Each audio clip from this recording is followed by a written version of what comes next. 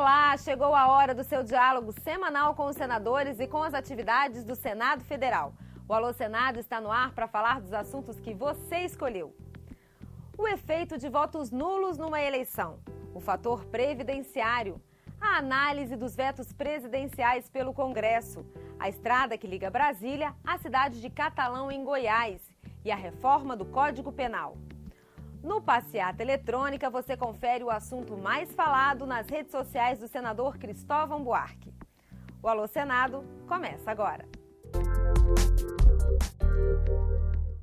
Existe a possibilidade de uma eleição ser anulada caso os votos nulos e brancos somem mais de 50% do total? Essa é a pergunta do Haroldo Oséias de Almeida, que mais uma vez escreveu pra gente lá de Chão Grande, em Pernambuco.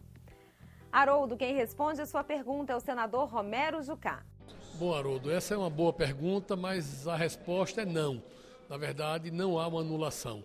A legislação brasileira diz que se houver voto nulo, esses votos não entram no cômputo do resultado da eleição. Se elege um governador ou se elege o presidente da República ou o prefeito, se tiver maioria dos votos válidos. Então, os votos válidos é que são computados. Por isso que é importante votar bem.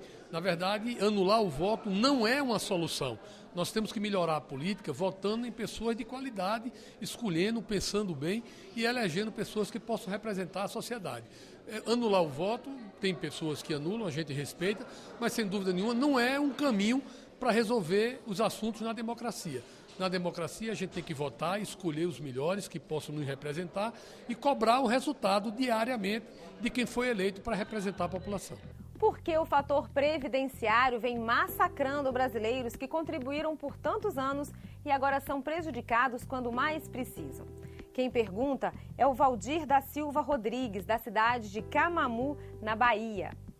O Valdir faz uma sugestão aos senadores: que seja obrigatório o recolhimento de uma contribuição de todos os brasileiros, do presidente ao trabalhador braçal, para que os nossos idosos recebam a aposentadoria integral.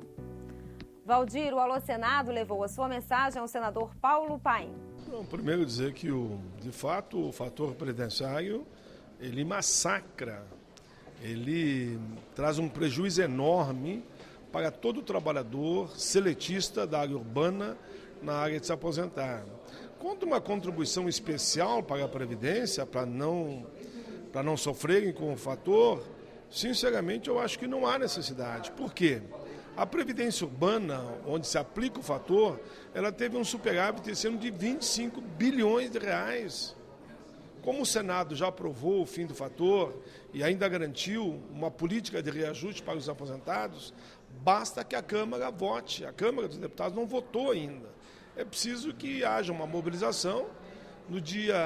Agora no mês de março, as centrais, as confederações vão fazer vigílias e pressão aqui no Congresso Nacional para que a Câmara vote os dois projetos de minha autoria: o fim do fator e a política de reajustes reais para os aposentados. Então o momento é mobilizar, pressionar, fale você, a senhora, o senhor, o jovem que está me ouvindo nesse momento, fale com o seu deputado, peça para ele votar o fim do fator, que eu já aprovei no Senado, e a política de reajustes reais para os aposentados e pensionistas, acompanhando o crescimento da massa salarial ou mesmo o PIB.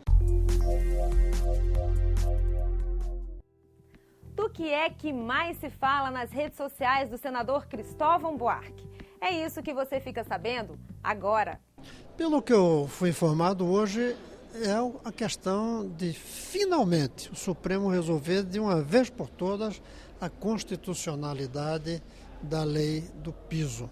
Lei que é de 17 de julho de 2008, quando foi sancionada pelo presidente Lula. Isso mostra, acho que duas coisas. Uma, que de fato nossos professores são uma parcela muito importante da comunidade do Facebook. Segundo, que os jovens têm tanto interesse nisso quanto os professores. E terceiro, porque finalmente a educação está chegando na cabeça dos brasileiros. Finalmente nós estamos despertando que o Brasil tem que se preocupar não apenas com PIB, indústria, agricultura, futebol, carnaval, mas também com a educação de nossas crianças.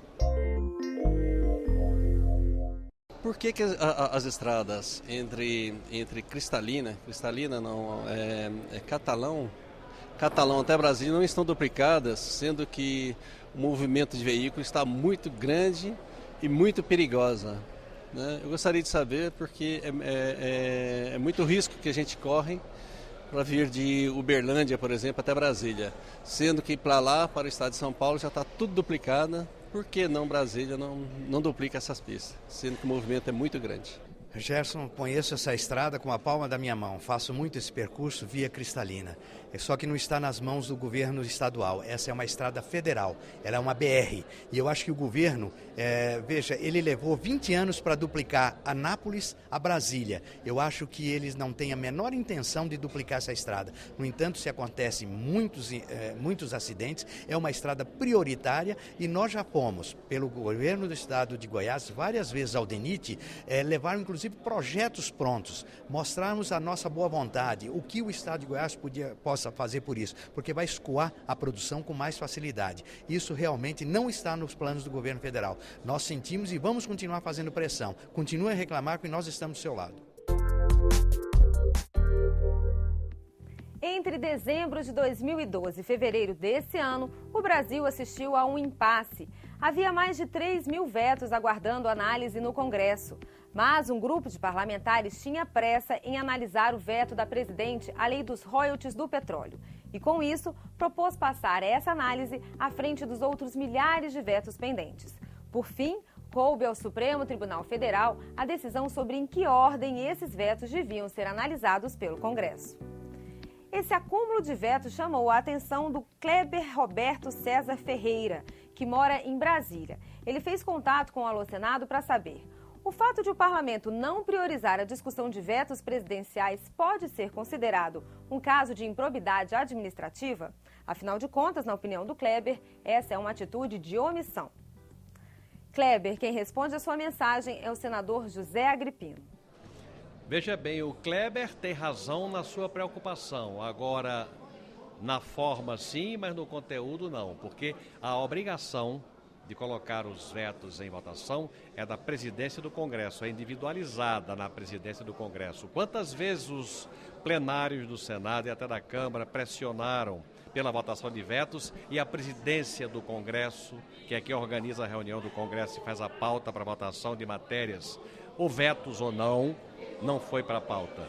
Então, improbidade administrativa não chega a ser omissão, sim, profundamente, mas da responsabilidade da presidência do Congresso, que tem a responsabilidade de convocar as reuniões e fazer a pauta. Na hora que você convoca e faz a pauta e não inclui a votação de vetos, você está incorrendo numa profunda omissão, que os plenários têm ao longo de muito tempo, principalmente agora, têm reagido e têm protestado. Então, a responsabilidade é muito claramente definida. E a reforma do Código Penal continua enchendo a caixa de correio do Alô Senado. Lá de Belo Horizonte, capital de Minas Gerais, o Eduardo Leal Alvarenga escreveu para dizer que, na opinião dele, o Brasil é o país que mais tem assassinatos no mundo. Ele pergunta aos senadores: como um bandido que comete latrocínio tirando a vida de um cidadão tem o direito de cumprir no máximo 12 anos de prisão por conta da progressão de regime? Para o Eduardo, a classe amparada pela lei no Brasil é a dos bandidos. Ele quer saber se isso pode mudar com o novo código. A resposta fica por conta do senador Pedro Táxi, que é o relator da Comissão de Reforma do Código Penal. Eduardo de Minas, muito obrigado pela sua pergunta, espero que você continue a participar.